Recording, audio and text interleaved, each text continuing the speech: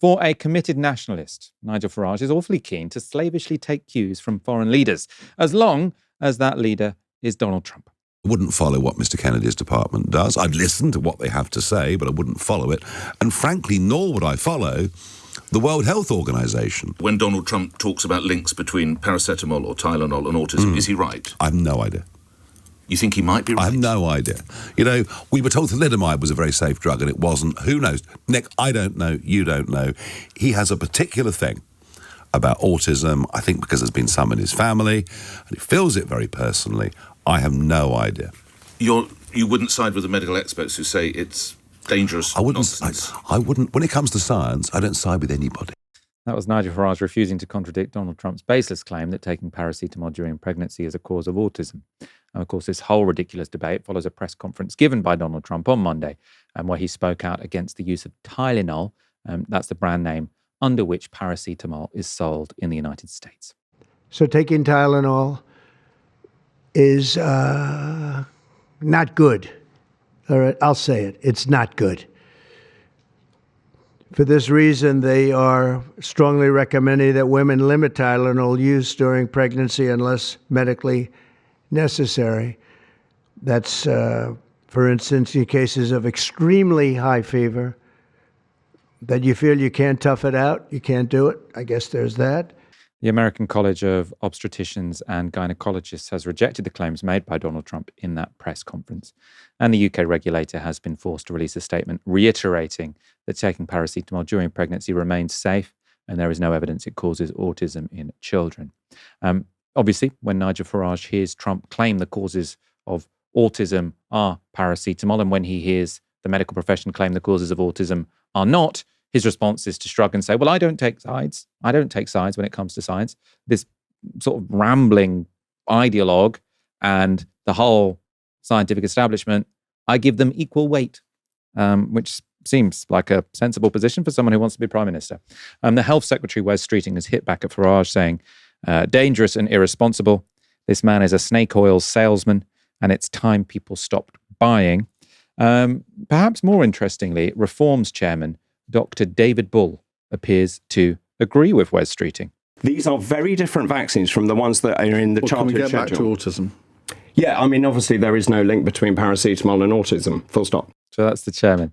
I think this could be a real weakness for Nigel Farage, Barry. He's never, ever willing to contradict Donald Trump. He really never wants to. And Donald Trump isn't very popular in this country. I mean, his politics are growing. I mean, the size of the Tommy Robinson demonstration, you can see that the far right clearly has the wind in its sails in the United Kingdom.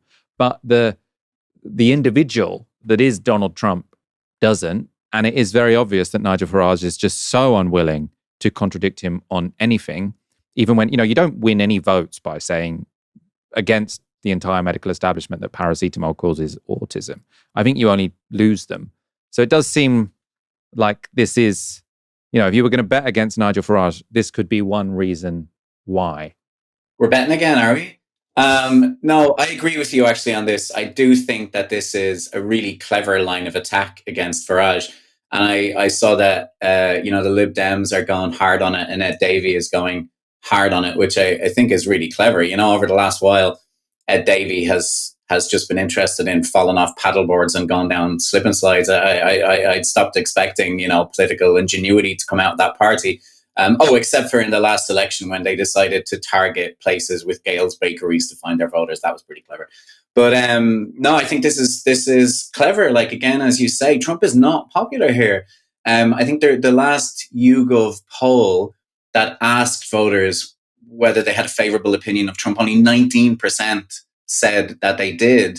And I think there was another recent YouGov poll where almost half of British people didn't even think he should have been invited for that second state visit. And I think almost half of Tories didn't even think he should be invited for that state visit. But of course, Farage is unwilling to contradict him, no matter how batty, we've seen today, because this latest thing is completely batty.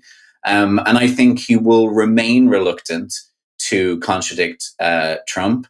And the media will cotton on to the fact that this is a great little thing to do when you have Farage on, is to put Trump's latest statement to him and ask him, does he agree with it?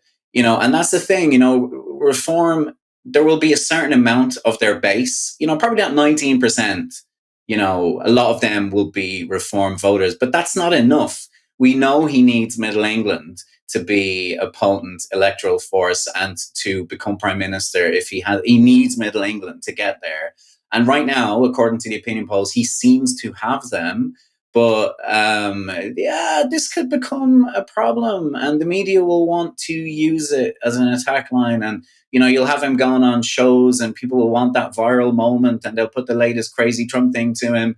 And I agree. I really don't think that the British public will like this. So kudos to the Lib Dems and anybody else who uses this as an attack line, because I think it's going to be quite effective. I think it should be quite effective. I don't think it speaks well of Nigel Farage, let's say.